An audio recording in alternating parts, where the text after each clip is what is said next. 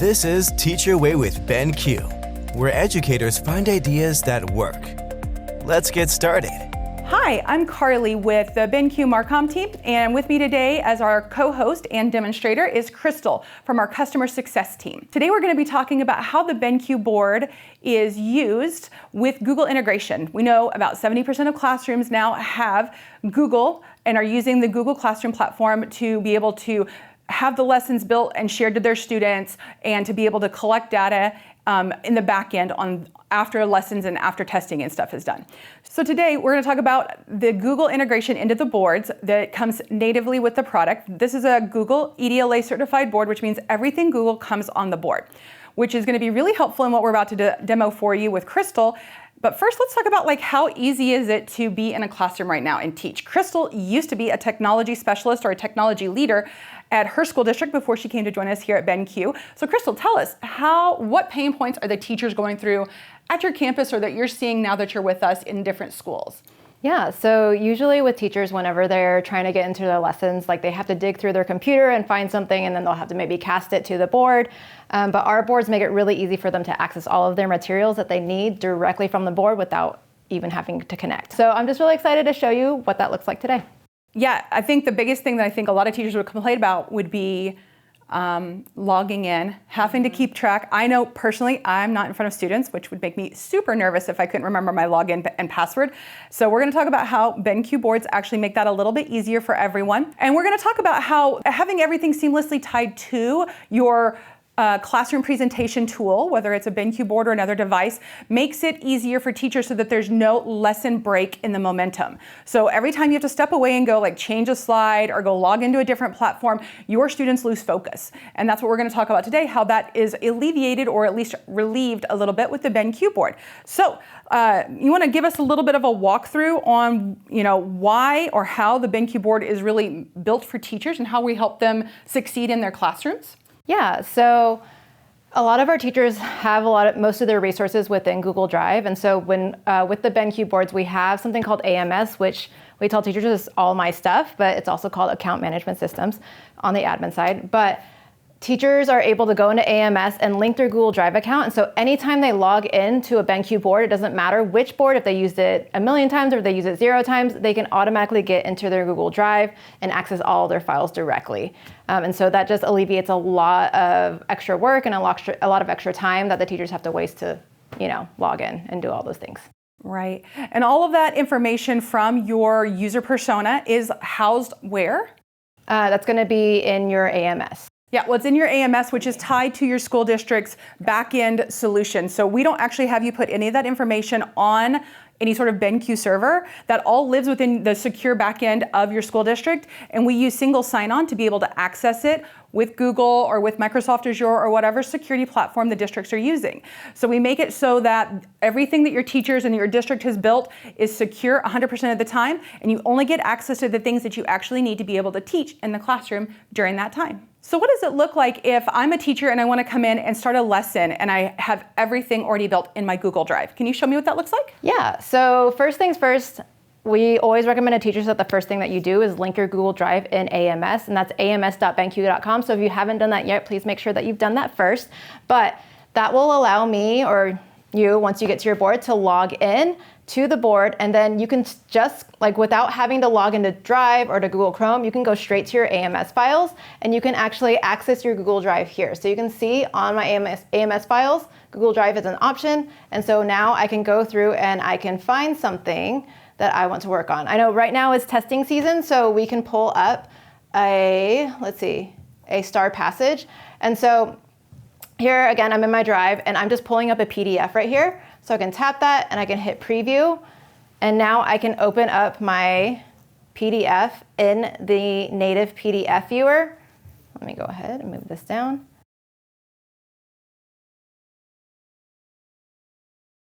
Okay. And so now I've got my star passage here and I can easily go through and annotate. So if I tap on this, I really have two options. I can use the floating tool that our boards make available. So I can annotate here if I want to, but whenever I close this floating tool, those annotations go away. Another option is to use the native annotating tool within the PDF. So if I tap on that, I can actually get all these annotation tools. Sorry, Carly. That's okay. And so I can make my annotations on here. I can also highlight whatever I need to. And what's really great about this is I can easily save it. If you hit the save button, then it'll overwrite what you had originally, but you can also save a copy if you'd like. And goes back to saving our teachers a lot of time. You can save it directly in your Google Drive, and now you can save it directly in Google Classroom to your students. So it's going to be really helpful for getting that information to your students and letting them review those notes. But one thing I do want to point out is within your AMS files, right here, you do have access to your Google Drive and anything else. If you have network drives, you can get to that as well. But what's great about the AMS files is you can actually access them from any board. Once you have it linked in AMS, every single board that you log into will allow you to access your Google Drive. This is great, Crystal. So if I want to access my Google Drive outside of AMS, how do I do that? Is there a way to do that? Yeah, so that's a really great question, Carly. So like you mentioned earlier, our boards are EDLA certified. So our boards come with all the Google apps. You can see here we've got Chrome, we've got Classroom, Maps, all of those things. But we also have Google Drive. So you can actually go into the Google Drive app. Now the first time you log into a board, you'll have to log into Google Drive. And once you log into one, it'll log you into all the other apps. So that's going to be separate from AMS though. But I can actually access my Google Drive from here, and I can get to all my resources. And whenever I open one up, it will open in that app as long as it's installed on the board. So again, saving your teachers a lot of time by having Google integration on our boards. Well, this is great, Crystal, because it means that the way you just showed us how to do it is very similar to what they're already doing when it comes to the laptops they have that they've been issued that are probably Google-based and the ecosystem that they're very familiar with. So that makes things a lot faster, and it means that teachers don't have to change the way they teach, which is wonderful. Well, good. Well, so let's talk about how this would equate for us into like a seamless lesson flow, talking about those distractions that we're trying to remove from classrooms. How does this help teachers in the classroom to be able to have like a seamless flow and a continuous lesson time instead of having the stops and starts that come with popping in and out of different platforms? Yeah, great question, Carly. So something that might be really helpful if teachers want to utilize all their Google resources and have that seamless lesson integration or lesson flow, I highly recommend that you use EZWrite because EZWrite has some really great Google integration in it. So for example, we have our import tool right here. We're able to, like if I want to pull a PDF in, I can tap on this icon right here, and you can see here I can access my drive and pull in anything that I want to. But one thing that I really love is a lot of our teachers already have so many lessons built in Google Slides, and so our EZWrite software makes it really easy to pull those slides up. And so if I just tapped on the Google Slides icon with the import tool, and now I want to pull in these slides. I'm going to hit import. Now, if your slides have interactive pieces already, then you can actually pull those pieces, you can pull those slides in and keep those pieces interactive. So you've got the option of pulling it in as an image or with objects. So I'm going to tap objects, and you can also choose which pages you want. So let's say that I just want the first two. I can hit OK. And then it's going to spend a tiny bit of time pulling those in. Now, before I actually get into those interactive pieces, I do want to point out, since this is a Google integration, or YouTube is a Google integration, whenever you play YouTube videos through EZWrite, you will not get any ads and you won't get any related videos. Or you won't get those related videos that play after the video.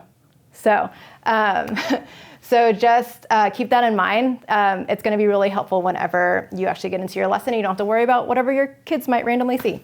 So in EZWrite, remember I pulled this in as objects, so I can tap on things that were objects on the original slides, and those can actually move. So now I can move these pieces around, but something else that I could do is I can tap on it. EZWrite recognizes it as an object. I can hit those three dots, and I can turn this into an easy copy piece. So if I tap on that, now I have infinite pieces here. So it's going to save you a lot of time if you're used to multiplying or copying and pasting multiple items on a Google slide. Now you can just do that in EZWrite. That's great. And I love all the little alligators coming to help you figure out the math equations. That's wonderful. Yeah. So Crystal, what other integration can we find with Google within our EZWrite platform that you can show us? Yeah, there's actually quite a few. So in your toolbox here, so this rightmost icon, we've got some Google integration right here. So we have Google Maps, we also have Google Drive, and we have Google Chrome. Now Google Drive, when you tap on that, it'll split your screen automatically. So this is really great for if you want to, let me actually add a template here. Let's say that I want my students debating something. So I'm going to pull up a template here. Let's go ahead and get the fact and opinion one. And I'm going to go ahead and I want my kids, not my cats, to debate about cats and dogs, which ones make better pets. And so I can have cats here, dogs here, and then I can have them share out about their claims, like why do they think cats make better pets? Why do dogs make better pets? And then over here, I can open up a Google Doc that I've already shared with my students. And so I've made this collaborative. So now they can all type on there and we can see everyone's claim or their evidence or their data as they're working on it. And so it makes it really seamless in being able to share that lesson with my students and to actually see what they're doing live as well. That's great, and that gets the kids more activated, whether they're at the board up here writing on it or from their seats putting the information into their laptops and sharing it on the display as well. I think that's wonderful. As we get ready to wrap up, I just want to ask a couple other questions. So like, what benefits do you see for teachers? Do you think they're the top call outs for teachers? So number one, time. It's going to save you so much time. Like as a teacher, I was a teacher for 8 years. You can never have enough time. That's usually the thing that you run out of the most. And so being able to just pull things directly from your Google Drive without having to connect. This whole time I have not been connected to a laptop or anything. I'm using the board independently. Again, that's going to save so much time.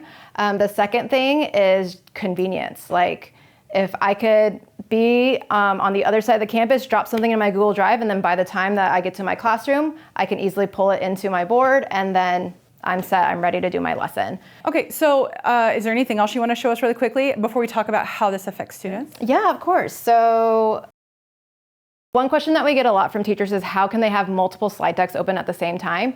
And so we can actually do that on the board using multi-window mode. So the workflow is this: you're going to start by opening up Google Drive, and then with your floating sidebar, you're going to hit that and hit multi-window.